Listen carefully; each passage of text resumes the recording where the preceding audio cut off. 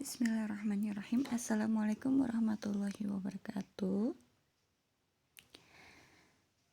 Ya, alhamdulillahirrahmanirrahim. Pada kesempatan kali ini kita akan belajar bab pertama, yaitu mengenai penjualan kredit, wesel, dan angsuran. Dibuka lagi LKS-nya. Silakan dibuka ya. Yang kita bahas yang pertama itu adalah penjualan kredit. Apa penjualan kredit itu? Penjualan yang pembayarannya akan diterima dalam jangka waktu tertentu setelah penjualan dilakukan sesuai kesepakatan antara penjual dan pembeli. Ini biasanya yang kita jumpai ini sering ya, terutama kredit motor, kredit HP, dan lain sebagainya. Jadi pembayarannya itu secara berkala, tidak secara kontan atau langsung gitu. Fungsi kredit itu ada beberapa. Ada fungsi penjualan, fungsi kredit juga, fungsi gudang, fungsi pengiriman, fungsi penagihan, dan fungsi akuntansi. Ada unsur-unsur kredit di mana unsur ini yang pertama ada dua pihak, yaitu pihak penjual dan pihak pembeli. Ada kerjasama antara dua pihak itu, ada penyerahan barang. Berarti jelas ya, ada barangnya untuk yang dikreditkan apa motor atau HP dan sebagainya. Unsur waktu itu terkait dengan tenggat waktu yang ditentukan. Misal batas kreditnya sampai berapa tahun nih untuk pembayaran motor, misal 2 tahun. Nah, resikonya pasti ada resiko dalam pengkreditan. Nah, maka dari itu biasanya yang pemberi kredit ini dia harus ada yang namanya meminta jaminan kepada yang meminta dikredit, yang peminta dikreditkan. Bunga sebagai kompensasi pasti selalu ada bunga dalam unsur kredit. Kenapa begitu? Beda ya antara penjualan kontan dan penjualan kredit. Kalau penjualan kontan itu kan berarti dia sekali bayar langsung lunas. Tapi kalau kredit pasti perusahaan juga akan nyari keuntungannya melalui bunga. Kenapa? Karena pembayarannya itu secara berkala, lebih sedikit tapi rutin gitu. Pasti selalu ada bunganya. Kemudian, pencatatan penjualan yaitu pada saat terjadinya, misal ini tanggal 1 Desember 2019, PD Makmur menjual barang dagang sejumlah 25 juta kepada toko Merpati dengan syarat N/30. Pokoknya yang harus kalian pelajari, intinya ini kalau ada penjualan itu dengan kata-kata syarat N/30 atau 2/10 N/30. Nah, itu namanya penjualan kredit. Nah, untuk yang PD Makmur ini jurnalnya adalah piutang dagang 25 juta, penjualannya 25 juta. Kenapa? Karena secara kredit berarti kita menambahkan piutang kepada kita atas apa? Atas penjualan. Piutang bertambah, penjualan bertambah. Piutang bertambah di debit, penjualan bertambah di kredit. Nah, saat retur, ternyata pada tanggal 5 Desember ini dikembalikan barang yang barang dari toko Merpati ke kita, dibalikin lagi tuh 5 juta. Nah, maka kita sebagai PD Makmur mencatatnya sebagai retur penjualan 5 juta berarti berkurang piutang dagang kita 5 juta gitu. Jadi intinya kita itu tadinya punya piutang 25 juta, tapi barang itu rusak 5 juta, berarti piutang kita berkurang 5 juta. Untuk pelunasan, jadi toko Merpati itu membayar lunas tanggal 10 yang dibeli dari PD Makmur dari kita. Maka jurnal kita yaitu cashnya bukan 25 juta lagi. Kenapa? Karena yang tadinya 25 juta itu ada barang yang rusak, dikembaliin ke kita 5 juta. Berarti cash yang kita terima itu adalah 20 juta. Piutang dagangnya 20 juta berkurang. Kemudian pengertian wesel. Nah, Wesel itu sendiri adalah surat berharga berisi perintah bayar dari penarik ya yang membuat surat itu kepada yang berutang untuk membayar sejumlah uang tertentu. Ini biasanya bertahap ya. Misal dari penjualan barang dagang secara kredit, nah itu kan berarti piutang dagang. Nah digantikan misal disertai dengan wesel. Nah jadilah dari piutang dagang menjadi piutang wesel. Seperti itu sih biasanya kasus-kasusnya. Untuk pengakuan piutang wesel biasanya satu bersamaan dengan transaksi penjualan kredit. Nah ini yang ibu jelasin barusan, penjualan kredit menjadi piutang wesel. Nah jadi gini, perumpamaan perusahaan menjual barang dagangnya itu 10 juta. 10 juta itu ternyata si yang penjualnya itu memberlakukan dengan wesel. Jadi piutang dagangnya yang tadinya di debit jadi di kredit. Yang di debit adalah piutang wesel. Gitu digantikan. Pemberian pinjaman uang menjadi piutang wesel. Iya. Perubahan dari piutang dagang menjadi piutang wesel. Udah dijelasin. Untuk pencatatan piutang wesel ada 2, yaitu saat penjualan, di mana contoh kasusnya 3 Oktober 2019 PT Nusantara menjual barang dagangnya kepada PT Sala seharga 15 juta disertai wesel dengan nominal 15.500.000 dalam 3 bulan. Nah, berarti piutang weselnya bertambah 15.500.000, penjualannya bertambah 15.500.000. Pada saat pelunasan, maka tanggal 3 Januari 2020 ini PT Sala melunasi piutangnya. Jurnalnya itu yang kita bikin kas bertambah senilai nominal weselnya yaitu 15.500.000.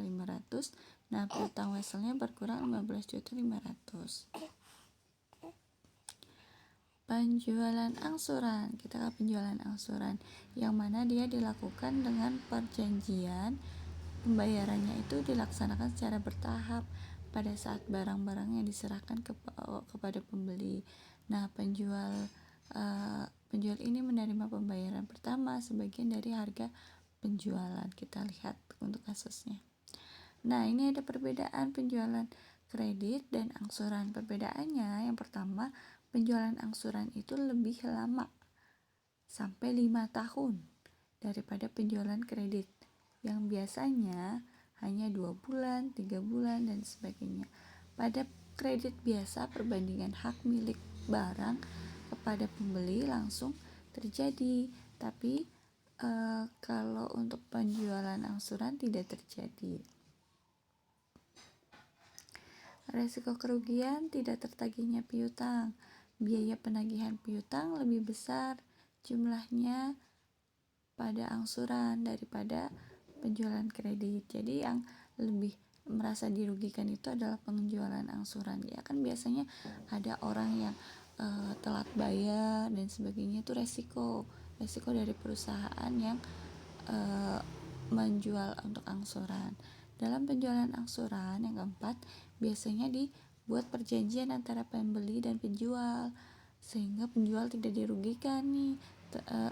Jadi jika terjadi kepemilikan kembali terhadap barang yang telah dijual secara angsuran. Jadi biasanya yang kita temui nih orang ngangsur motor ya, ngangsur motor 3 tahun, tapi dia stuck di 1 tahun, kemudian dia masih tetap tuh beroperasi si motornya. Nah tapi pas di jalan ketemulah sama dealernya, biasanya tuh langsung diminta barangnya karena jatuhnya itu kan ada di awal tuh ada perjanjian, kalau tidak bisa bayar maka kepemilikan kembali diambil kembali oleh perusahaan gitu. Pencatatan penjualan angsuran ya nggak kelihatan lagi. Pada tanggal 1 November PT Mewah menjual 20 unit. Harga pokok per kaplingnya, harga yang punyanya PT Mewah ini yang ditentukan dari PT Mewah itu 200 juta, dijual harganya 300 juta, ditambah bunga 10% per tahun, pembayarannya 6 bulan. 6 bulan sekali selama 5 tahun atau 10 kali dengan uang muka 20% dan bunga dihitung dari sisa pinjaman. Yang pertama, kita mencatat untuk penjualan penerimaan uang muka, yaitu penjualan 20 unit dikalikan dengan harga yang dijualnya berapa tadi? 300 juta. Maka hasilnya 6 miliar. Kemudian kan tadi dijanjikan 20% untuk dibayar di muka nih. Berarti 20%-nya kalikan 6 miliar atau total penjualan tadi. Jadi bayarnya itu kita 1 miliar 200 juta. Harga pokok itu adalah harga yang dimiliki oleh PT Mewah ya. Jadi harga pokok itu 20 unit dikalikan dengan 200 juta. Aslinya harga dari 20 unit rumah itu yaitu 4 miliar. Jadi labanya itu harga jual dikurangi harga pokok, 6 miliar dikurangi 4 miliar. Keuntungan yang kita dapat itu secara kotor adalah 2 miliar. Jurnalnya kas di debit. Kenapa kas di debit? Karena kita nerima uang muka. Jadi kasnya bertambah 1 miliar 200. Piutang angsuran kenapa di debit? Karena sisa dari 6 miliar ini yang harus dibayarkan itu berarti menjadi piutangnya bertambah 4 miliar 800. Rumahnya berkurangnya senilai harga pokok ya, yaitu 4 miliar. Berarti labanya berapa? Labanya adalah 2 miliar. Ini pada saat penjualan dan penerimaan uang muka. Nah, sekarang kita bicara ke penerimaan angsuran pertama. Tadi dibilangnya untuk total itu ada 6 miliar. Tapi kita kan udah bayar 1 miliar 200 untuk uang muka. Berarti yang harus diangsur itu adalah 4 miliar 800 dibagi 10 kali. Alhasil angsuran pokoknya 480 juta. Bunga itu setiap 6 bulan sekali.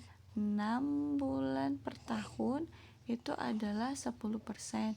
Dikalikan 4 miliar 800 itu adalah 240 juta. Total yang diterima oleh PT Mewah itu 720 juta. Jurnal yang ditulis oleh PT Mewah, kasnya bertambah nih. Angsuran pertama dari yang beli siapa?